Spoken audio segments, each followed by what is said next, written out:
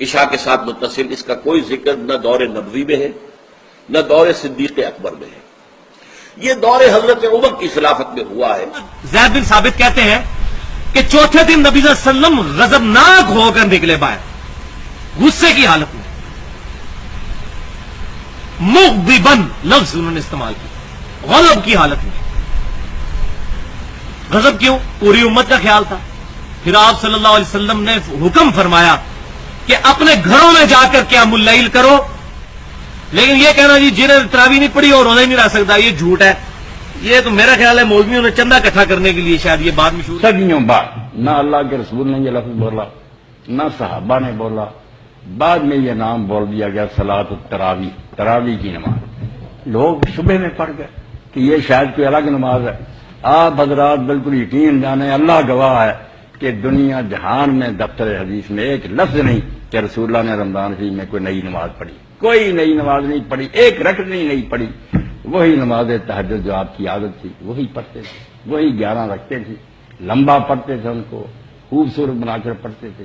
آپ جب یہ نظام چل پڑا تو ایک دن مسجد میں آئے، دیکھا کہ بڑی بھری مسجد ہے، صحابہ کھڑے ہیں اور ایک امام کے پیچھے قرآن سن رہے ہیں. آپ نے فرمایا نعم البدعۃ ھذہ، یہ جو ہم نے نئی بات شروع کی ہے یہ بہت اچھی ہے، بہت عمدہ ہے. اب یہاں سے فرق واقع ہو گیا ہے. ایک تو اہل تشیع جو ہیں وہ تو ویسے ہی حضرت عمر سے بہت دشمنی رکھتے ہیں، عناد رکھتے ہیں. تو حضرت عمر کے اجتہادات سے انہیں نفرت ہے، انہیں دوری ہے، چاہے وہ کوئی سا بھی حضرت عمر کا اجتہاد ہو. ہمارے ہاں اہل حدیث حضرات بھی در حقیقت حضرت عمر یا کسی اور خلیفہ راشد کے فعل کو وہ سمجھتے ہیں کہ یہ ایگزیکٹو آرڈرز ہیں، یہ ہمیشہ کے لیے نہیں ہے.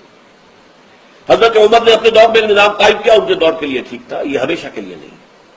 ہمیشہ کے لیے وہ 8 ہی رکعتوں کے قائل ہیں، وہ تہجد والے. تو بہتر ہے کہ میں تمہیں ایک امام پر اکٹھا کروں. پھر ایک دن آئے جماعت ہو رہی، آپ نہیں شامل ہوتے تھے، نہ حضرت علی ہوئے نہ عثمان ہوئے، کبھی اس جماعت میں شامل نہیں ہو. اور اعلان بھی فرمایا کہ اس سے بہتر ہے کہ آپ ہی حصے رات میں پڑھیں. حضرت عمر نے ساتھ ہی فرمایا کہ اصل وقت تو وہ ہے، مگر اگر تم پڑھتے ہو تو چلو پڑھ لو. تو یہ بعد میں پھر جب نام تراویح ہو گیا نا کہ لوگوں نے 2 نمازیں پھر بنا دی. تہجد الگ ہے، تراویح. کہ بخاری اور مسلم کی متفق علیہ حدیث ہے، وہ جو حدیث میں نے بیان کی تھی کہ حضرت ابو ہریرہ رضی اللہ تعالیٰ عنہ کہتے ہیں کہ نبی صلی اللہ علیہ وسلم کے مبارک زمانے میں اسی طرح ان اٹینڈنٹ معاملہ رہا. پھر سیدنا ابوبکر کے زمانے میں بھی لوگ اپنی اپنی پڑھتے تھے قیام اللیل، پھر سیدنا عمر کے شروع کے دور میں بھی، اور پھر بعد میں سیدنا عمر نے یہ معاملہ شروع کیا. اپنی طرف سے جعلی ایک تصدیق بنائی ہے، کہیں اللہ کے رسول نے نہیں بنایا. وہ پڑھ کر نہ پھر نہ سبحان اللہ، بہت اچھا کیا ڈاکٹر ہے. کوئی دعا نہیں صاحب، سیدھا آپ آرام کر اکٹھی 11 پڑھتے تھے. یہ درمیان میں 4 رکعتوں کے بعد تھک کر آرام کرنے لگے، اس کا نام تراویح رکھ لیا، اور پھر اس نماز کا نام ہو گیا صلاۃ التراویح. رمضان کے مہینے میں لوگوں کو زیادہ شوق ہوتا تھا کہ وہ اٹھ کے تہجد پڑھے.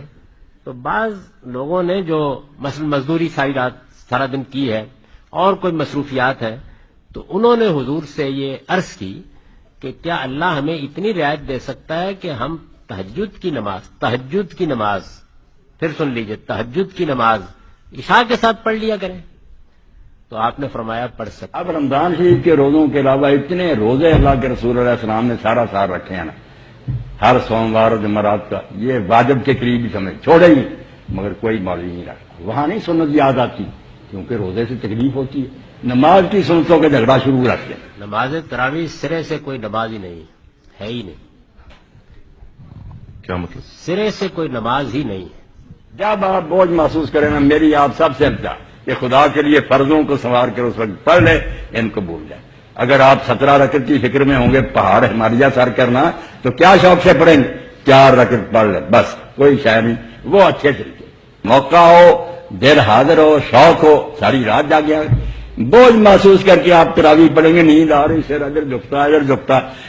لوگ دیکھتے ہیں کہ جب امام رکوع میں جائے گا اس وقت کیا ہے یار، 4 فرض پڑھیں، سنت پڑھیں 2، اور جا کر سو جائیں، کھانا ہضم کریں، نیند پوری، اور صبح اٹھیں، مسواک کریں، غسل کریں، خوشبو لگائیں، تہجد کے نفل پڑھیں.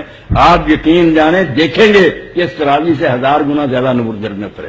وہ وقت ہے جب شیطان بھی سویا ہوا ہوتا ہے، اس وقت لوگ جاگتے نہیں.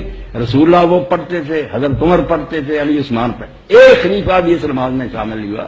حضرت عمر نے فرمایا بل لاتی تنامون عنہا، افضل من التی تقوم، اور یہ پہلے وقت جو تم پڑھتے ہو اس سے وہ نماز 1000 درجہ افضل ہے جس وقت تم سوئے رہتے ہو۔